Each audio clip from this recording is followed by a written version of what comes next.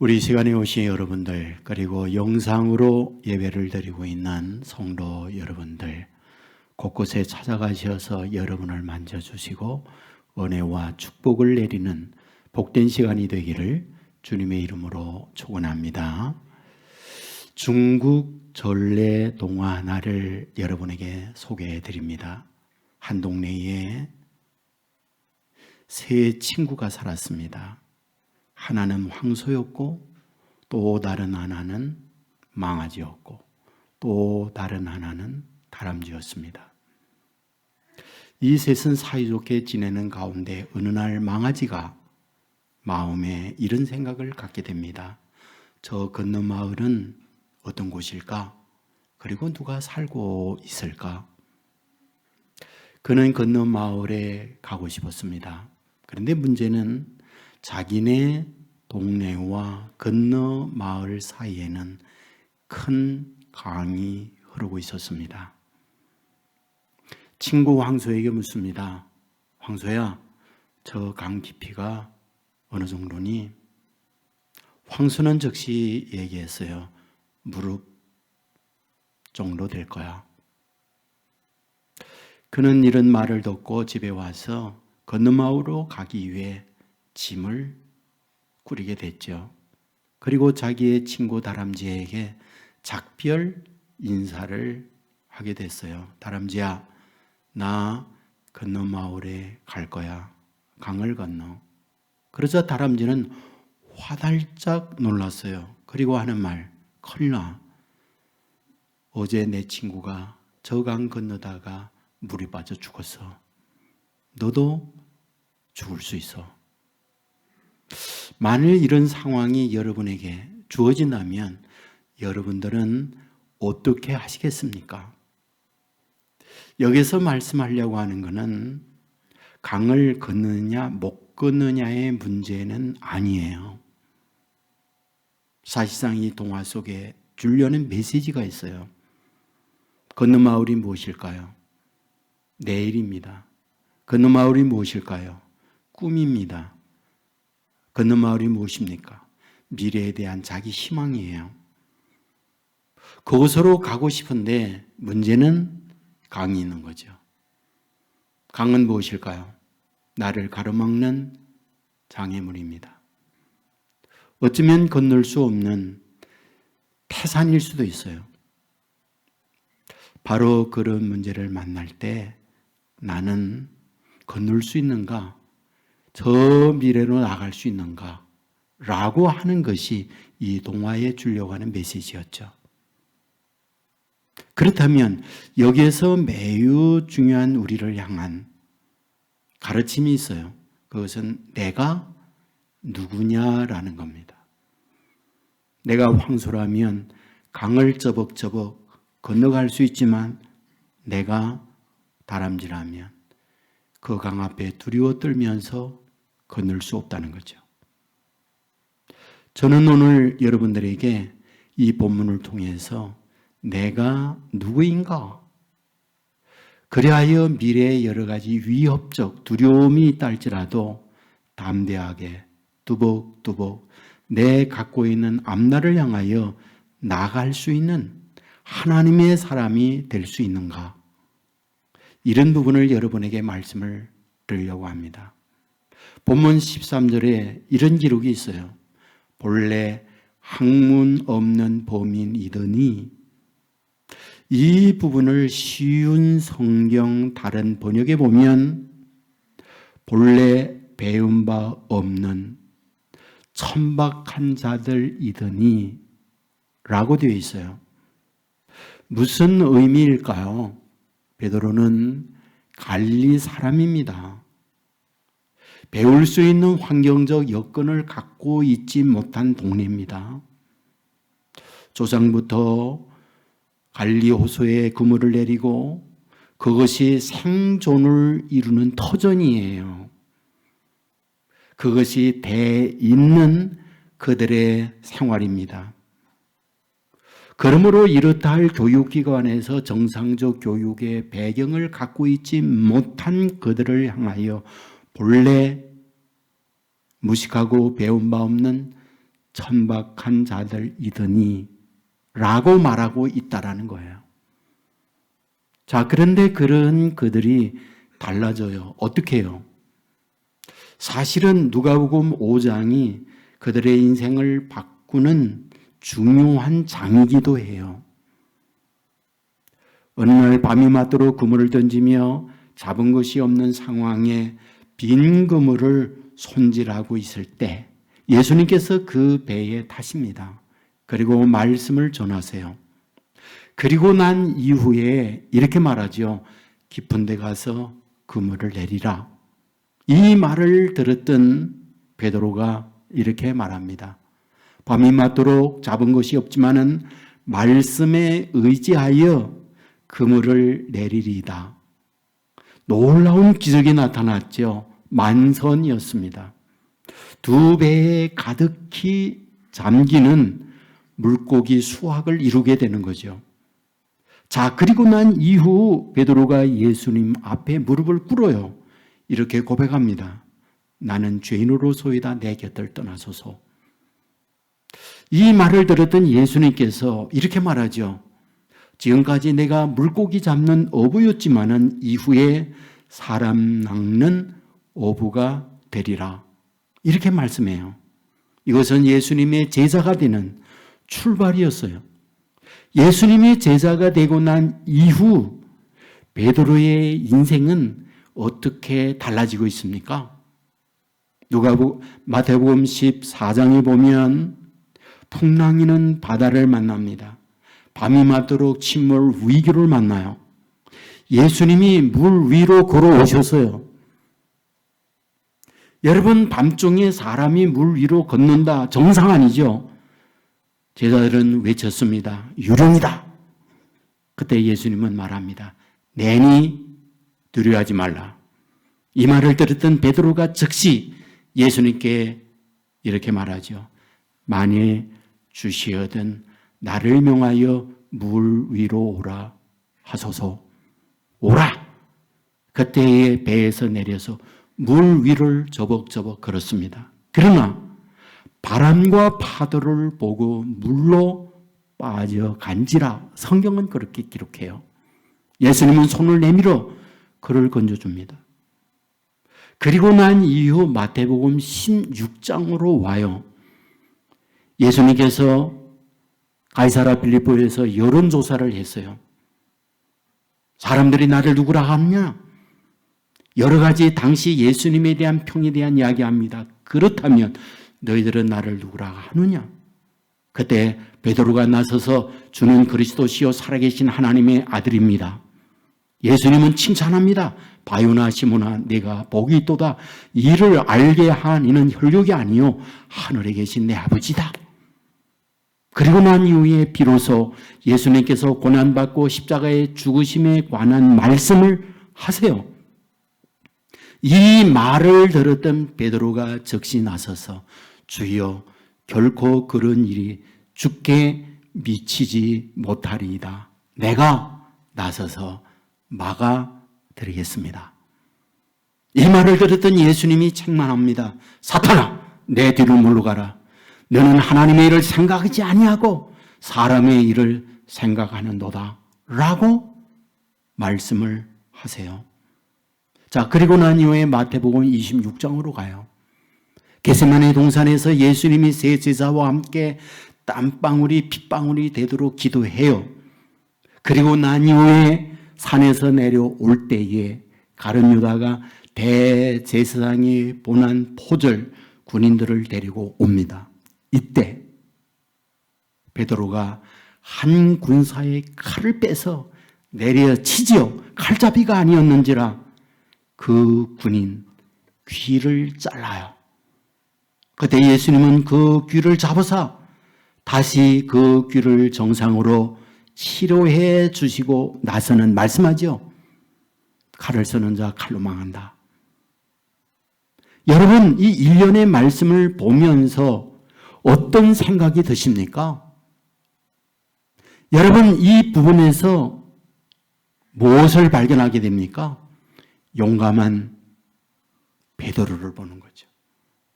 그는 나서기를 좋아해요. 언제나 담대해요. 누구보다 어뜸으로 어떤 일이 있을 때마다 앞장서는 사람이 베드로였구나 라고 하는 것을 발견하게 되는 거죠. 여러분, 이 부분에 대하여 심리학자들이 베드로의 심리 상태는 어떨까라고 평가해요. 그것은 열등감을 감추기 위한 자기 과잉적 반응이다. 이렇게 이야기를 합니다. 여러분, 꿈의 해석이라고 하는 걸 처음 말했던 심리학자가 있죠. 프로이트입니다. 프로이트의 심리학 용어 가운데에 방어기제라는 말이 있어요. 방어기제란 인간 본능에 자기를 보호하고자 하는 본능이 있다라는 이야기예요. 바람이 불습니다. 어떤 티끌이 몰려올 때는 내가 내 눈꺼풀에 눈이 감기라 지시하지 않아도 자기가 자동적으로 눈 깜빡거림을 통해서 어떤 티가 들어오는 것을 막습니다. 방어기제입니다. 여러분, 동물의 왕국에 있어서 동물이 서로 약육강식을 하기도 해요.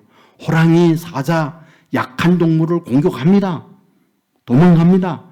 여러분, 그럴 때에 더 이상 도망갈 곳이 없다.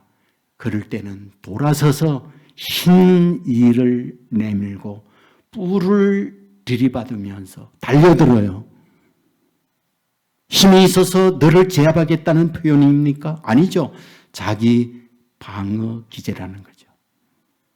베드로가 지금까지 이와 같은 행동을 했던 것은 그 자신이 어떤 잘남, 어떤 능력이 있어서 앞장서는 것이 아니라 본래 학문이 없는 범인, 무식하고 배운 바가 없는 천박한 자였기 때문에 그런 것을 감추기 위한 과잉적 반응이었다. 그런 얘기예요. 사실 그는 탁월한 게 없어요. 스스로가, 그리고 자기의 집안이, 그러므로 주위에 있는 사람들 모두가 다 자기 자신에 대하여 그와 같이 생각을 했던 거였어요.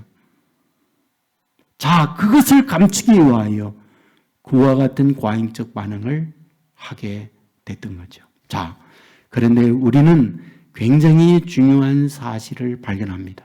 예수님이 그와 같이 과잉스럽게 나섰던 그가 예수님이 붙들려요. 그리고 매질을 당해요. 힘없는 하녀가 예수님 매맞고 있는 그것을 보면서 옆에 있는 베드로에게 너도 저 예수와 한패지? 라고 이야기합니다. 베드로는 우리가 잘 아는 대로 아니야. 난 몰라. 그 말투를 듣고 너도 갈릴리 사투리 써잖아. 똑같은 갈릴리 사람이잖아. 성질을 내면서 모른다니까. 여러분, 세 번째 예수님을 저주하면서 부인하고 도망가요. 여기서 우리는 뭘 발견하게 됩니까? 예수님이 옆에 있을 때 예수님의 힘을 덧입고 그는 강한 자로 자기를 표현하고 있다는 거예요. 저는 어릴 때 친구들을 같이 지내면서 형들이나 어른들이 싸움 시켰던 기억나요. 용태가 너 쟤 이겨? 이겨. 그러면 얘기하죠. 너 용태기한테 져? 아니야, 나도 이겨. 그러면 붙는 거예요. 자, 그런데 자기네 형이 있으면은 제가 그 친구를 배에 타고 오르면 그 형이 제 등에 있는 걸 잡아당겨서 상태를 바꾸는 거예요. 친구가 제 배에 오르도록 만들어버려요. 자, 그런데 형이 없어요. 그러면 그때 걔는 꼬리를 내려요. 마치 보면은 이것과 같구나 하는 거예요. 예수님이 계실 때에는 언제나 당당합니다. 언제나 나서요. 칼을 빼서 병사의 귀를 자르기도 하고 물 위로 전벙전벙 내려 걷기도 하고 나서서 내가 있는 한 예수님을 보호하겠습니다. 큰 소리 땅땅 치기도 하고 그런데 예수님이 붙잡히게 될 때 그는 한없이 초라해졌어요. 마치 비에 젖은 낙엽과 같이, 마치 물속에 빠진 생쥐와 같이, 마치 전장에서 패전한 패전병과 같이 그런 초라한 모습으로 전락을 해요. 예수님이 계시지 않는다는 거예요. 자, 그런데 문제는 오늘 본문이에요. 사도행전이 무엇입니까? 성천한 이후에 예수님이 형상, 예수님이 육체적으로 계시지 않을 때에 활동한 내용을 적고 있는 것이 사도행전이에요. 특별히 오늘 여러분들과 함께 읽은 본문 18절에 보면 그들을 불러 경고하여 도무지 예수의 이름으로 말하지도 말고 가르치지도 말라 하니 베드로와 요한이 대답하여 이르되 하나님 앞에 너의 말을 듣는 것이 하나님의 말씀을 듣는 것보다 옳은가 판단하라. 무슨 얘기입니까? 지금 자기들을 체포하고 매질을 하고 고통하는 그런 상황 속에서 경고합니다. 예수님을 말하지도 말고 가르치지도 말라. 그때에 베드로 요한이 당국자들을 향하여 하는 말이에요. 사람의 말을 듣는 것과 하나님의 말을 듣는 것 어느 것이 옳은가? 당당합니다. 담대합니다. 그것만 아니죠. 이후에 5장에 가면 감옥에 갇히고 매질을 당하고 고통을 겪어요. 그런데 그곳에서 나오면서 예수님 때문에 매맞고 환난당하고 어려움을 당한 것을 자랑스럽게 기쁘이 여기며 왔더라라고 기록해요. 사도행전 12장에 가면 야고보 사도가 순교당합니다. 이후에 베드로가 순교당할 차례로 체포되어 감옥에 갇힙니다. 16명의 병사가 한 명 베드로를 지키고 있어요. 날이 밝으면 야고보처럼 자기도 죽습니다. 그런데 그는 거기에서 티끌만치의 두려움이 없이 컨대자하여 평안한 잠을 자고 있습니다. 그렇다면 도대체 어떻게 이것이 가능했느냐는 거예요. 예수님이 계실 때는 예수님의 힘을 믿고 당당하게 예수님의 힘을 의지하여 나서는 거였어요. 그러나 예수님이 붙들리고 힘 없을 때 그는 초라한 낙엽과 같은 초라한 존재예요. 힘없는 존재예요. 그런데 사도행전에 와서는 여전히 예수님 계시지 않습니다. 형상적으로 같이 계시지 않아요. 그런데 당당해졌어요. 담대한 사람이 됐습니다. 그렇다면 도대체 무엇이 이렇게 베드로를 바꾸고 있느냐라는 거예요. 여기에 중요한 키워드라고 하는 건 무엇이냐? 내가 누구냐라는 거예요. 내가 누구냐는 거. 여러분, 부활의 주님을 만나고 난 이후에 베드로가 달라졌다고 하는 걸 우리는 잘 압니다. 부활하신 주님이 베드로를 처음 만났던 장소, 그것이 어디입니까? 누가복음 5장에 예수님을 처음 만났던 곳에서 부활하신 주님을 베드로가 역시 처음으로 그때 만납니다. 여러분, 그 만남의 내용을 담고 있는 거 요한복음 21장에 나와 있잖아요. 밤새도록 역시 예수님을 처음 만날 때처럼 그물을 던졌어요. 빈 그물이었습니다. 예수님께서 물가에 서서 묻지요. 잡은 것이 있느냐? 잡은 것이 없습니다. 그러면 오른편의 그물을 낸지라. 오른편의 그물을 내립니다. 잡은 것이 많습니다. 큰 배여 153마리를 낚아올립니다. 여러분, 무트로 올라왔어요. 그때 예수님은 이 베드로를 위하여 숯불을 피워놓고 계세요. 그리고 따끈한 떡을 구워놓고 있습니다. 그리고 이렇게 말하죠. 요한의 아들 시몬아, 내가 나 사랑하느냐? 베드로가 이렇게 말하죠. 주여, 그러하오이다. 내가 주님을 사랑하는 것을 주께서 아시나이다. 그때에 주님은 말하죠. 내 양을 먹이라. 굉장한 의미가 있지 않나요? 누가복음 5장과 요한복음 21장이 어떻게 똑같습니까? 요한복음 5장에 처음으로 예수님을 만났을 때 빈 그물이었어요. 부활하신 주님이 처음으로 찾아왔을 때 빈 그물이었어요. 요한복음 5장에서 빈 그물을 채워주시는 주님이었어요. 누가복음 5장에서 빈 그물을 채워주시는 예수님이었어요. 그런데 부활의 주님이 와서도 여전히 빈 그물을 채워주시는 주님이었어요. 그런데 요한복음 21장은 부활의 주님이 다른 분으로 와요. 어떤 주님이에요? 자기를 너무 헤아려 주시는 주님이에요. 배신자입니다. 예수님을 부인하고 도망쳐온 자신이에요. 그런데 그 부인한 그거를 묻지 않아요. 그거를 덮어요. 용서해요. 굶주림을 채우기 위하여 추운 것을 뜨뜻하게 해주기 위하여 숯불을 피워놓는 주님이에요. 그리고 사명을 줘요. 내 양을 먹이라. 인정이에요. 내가 비록 허물이고 내가 비록 배운 바가 없는 천박한 존재일지라도 나는 여전히 너를 신뢰한다. 나는 여전히 너를 인정한다. 그러므로 내 양을 내가 먹이라. 이것을 베드로에게 주는 거죠. 여러분, 이러한 주님을 만났던 베드로의 인생은 여기서 완전히 달라집니다. 여러분, 어떻게 달라집니까? 예수 그리스도의 십자가의 죽으심이란 단순한 죽음이 아니라 자기 안에 있는 자아, 자기 안에 있는 에고, 자기 안에 있는 내가 살아있는 내 생각이 예수님의 죽음과 함께 같이 죽는 거예요.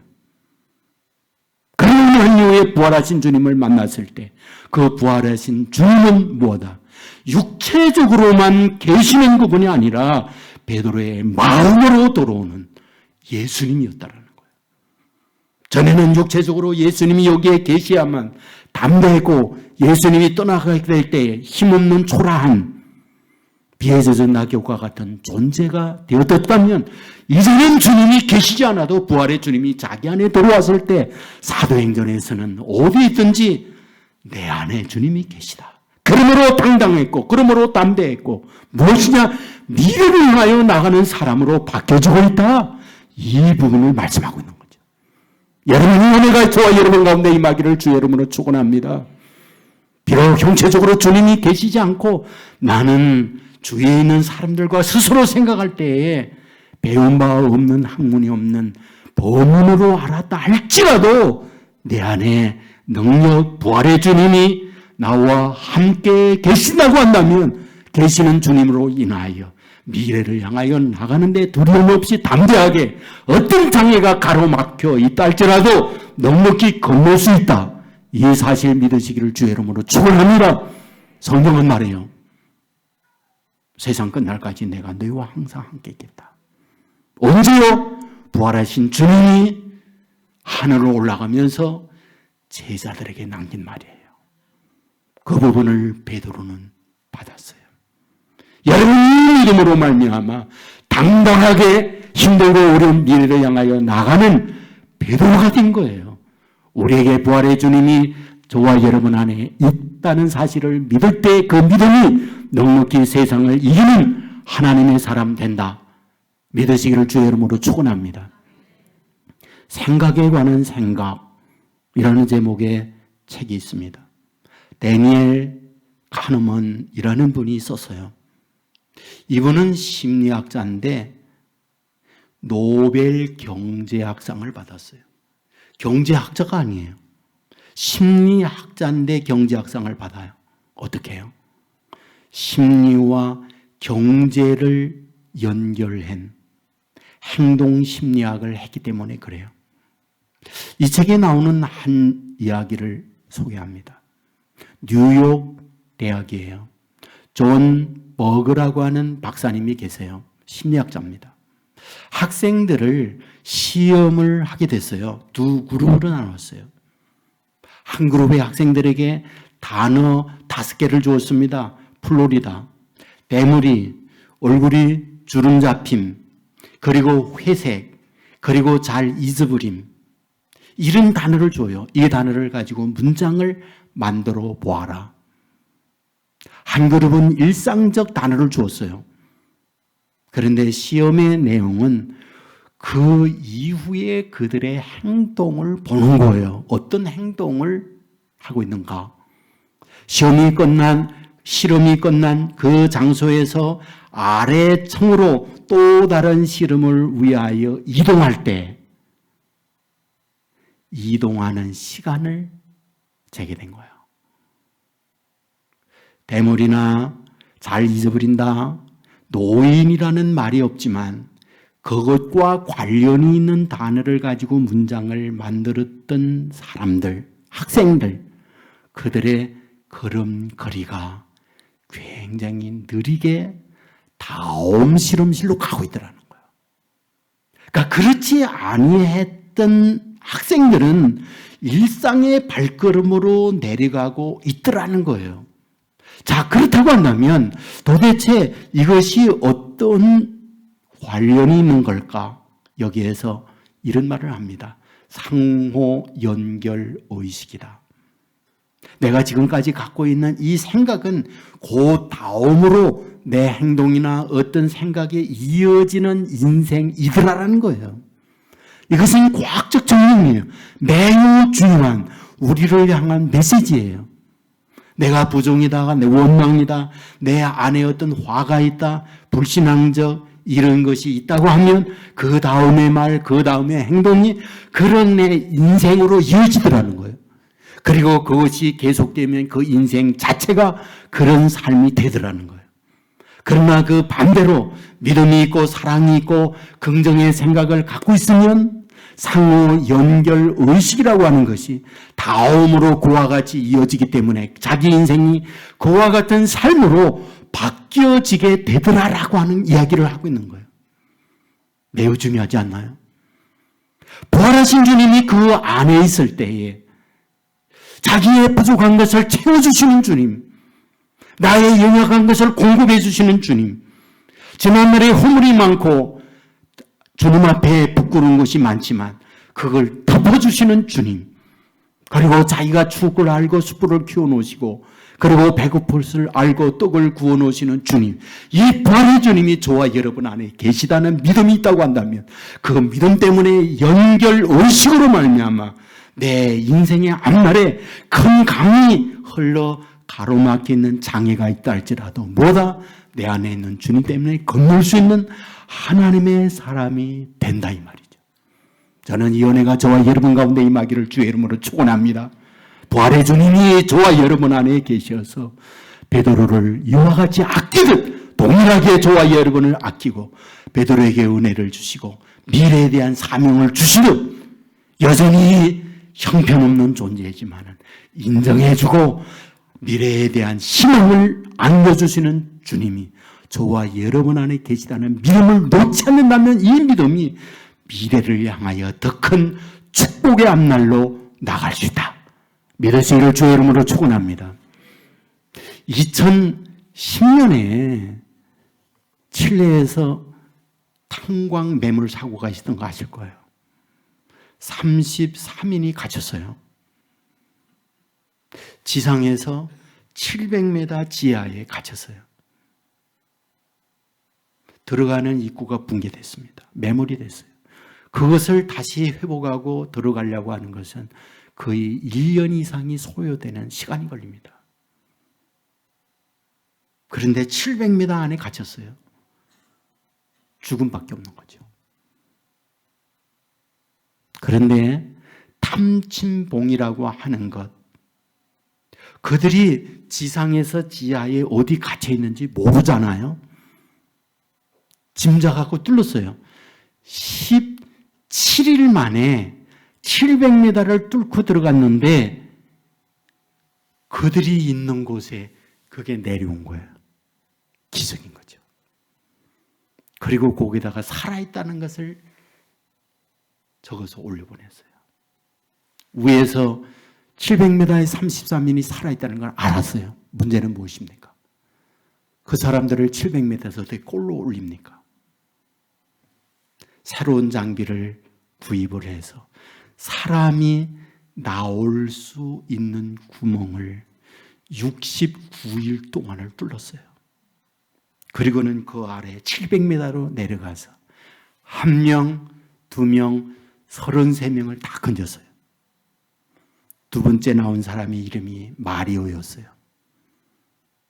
신문기자와 인터뷰를 할 때에 마리오가 이렇게 얘기했어요. 그 안에 33인 우리끼리만 있지 않았어요. 34명이 있었어요. 그 한 명은 부활하신 예수님이었어요. 이렇게 고백을 한 거예요.